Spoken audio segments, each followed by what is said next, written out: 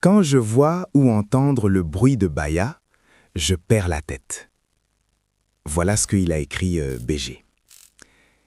Il m'arrive quelque chose à ce moment que je ne comprends pas du tout. Et j'ai vraiment besoin que vous me disiez la pure vérité sur ma situation. Je suis obsédé par Baya.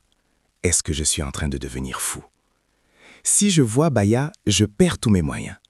Et les filles d'aujourd'hui, j'ai l'impression qu'elles font exprès pour que je sente le bruit de Baya quand elles marchent à côté de moi. Quand je marche dans la rue et que j'entends le bruit, je laisse ma route quand même pour suivre la fille qui le porte. Et ainsi de suite. BG, tu as la parole. Eh mais s'il passe s'asseoir devant la boutique de Baya, il sera satisfait. Non, il n'est pas fou, mais ce que j'ai fait, c'est lui dire, il faut modérer ses sentiments envers les Bayas. L'excès de chaque chose nuit. C'est comme ça. Ce que lui, il traverse, c'est un moment. Chaque garçon passe par là. Il a 25 ans. La période des 25 ans n'est pas facile pour les garçons. Il y a des garçons qui vont aller s'arrêter devant les boutiques de caleçons seulement pour regarder. Ce n'est pas parce qu'ils sont devenus fous. Tu sais, les choses comme ça sont devenues très banales à cause de leur divulgation partout où on passe. En images, dans la rue, les filles habillées à moitié nues. On voit tout. Sinon, c'était pas aussi facile de voir des images comme ça ou des filles habillées de telle manière. Mais la plupart des filles ne savent pas que leur manière de s'habiller, leur comportement dehors, change complètement les valeurs aperçues chez les hommes d'aujourd'hui.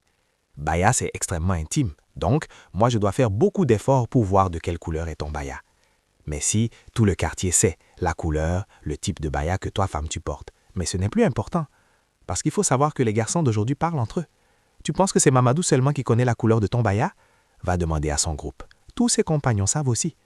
Ainsi, tout ce que tu fais en cachette avec un garçon dans le quartier, il part se vanter de ça dans son groupe. Imagine des années passées comme ça, une histoire après l'autre. Tu penses qu'on aura du respect pour toi? Tu penses qu'un homme responsable qui connaît ton histoire va faire de toi son épouse? Mais rigole! Faut te réveiller de maintenant, car l'avenir se prépare dès aujourd'hui. Il faut savoir aussi que même si un homme te marie sans te connaître tes passés, et qu'après il vienne de savoir toute cette histoire de ton passé, mais il va avoir des doutes sur toi. Si tu ne fais pas attention, le manque de confiance s'installe dans ton foyer. S'il n'y a pas de confiance, il n'y a pas d'amour. Parce qu'il y a des actions ou des comportements, leurs histoires te suivent jusqu'à dans la tombe. Sinon, on doit reculer un peu et regarder en arrière. Il y a la jeunesse, mais on ne reste pas jeune pour toute la vie. Les parents d'aujourd'hui ont échoué leur mission. Toi, comme père, tu vois ta fille mettre des habits pour sortir dehors, alors que ta mère ne s'habillait pas comme ça, même dans le salon de ton père. Mais non, tu laisses comme ça, soi-disant la jeunesse. Dans tout ça, c'est la femme qui prend la peau cassée. Si ça tourne mal, il y a le divorce. En Afrique, les femmes ne sont pas dédommagées, ni prises en charge après le divorce. Après le mariage, très souvent, l'amour disparaît. Dans ce cas, on se supporte dans la confiance, la dignité, la pitié et les liens parentaux. Mais sans la confiance, c'est très difficile. Préservez-vous, les jeunes.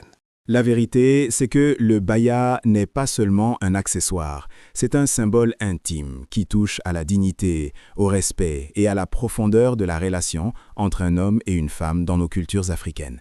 Il devrait rester un secret du couple, un langage silencieux entre deux personnes qui se respectent et se choisissent.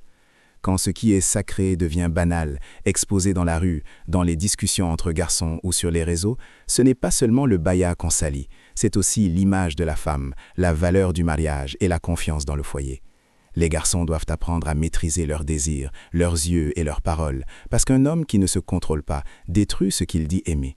Les filles, elles, doivent comprendre que leur façon de s'habiller, de marcher, de se montrer, envoie un message fort sur le respect qu'elles ont d'elles-mêmes, même si elles ne le réalisent pas toujours.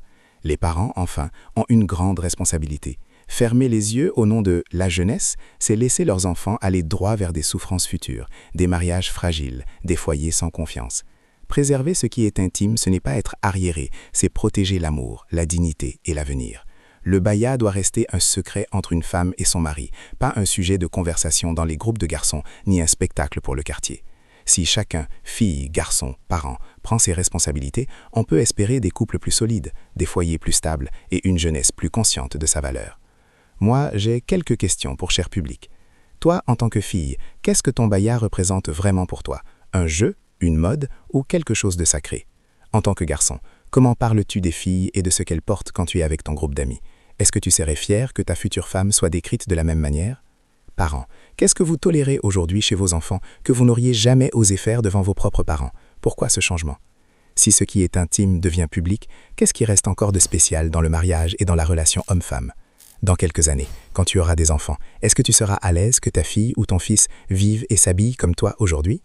Avez-vous des réponses pour nous?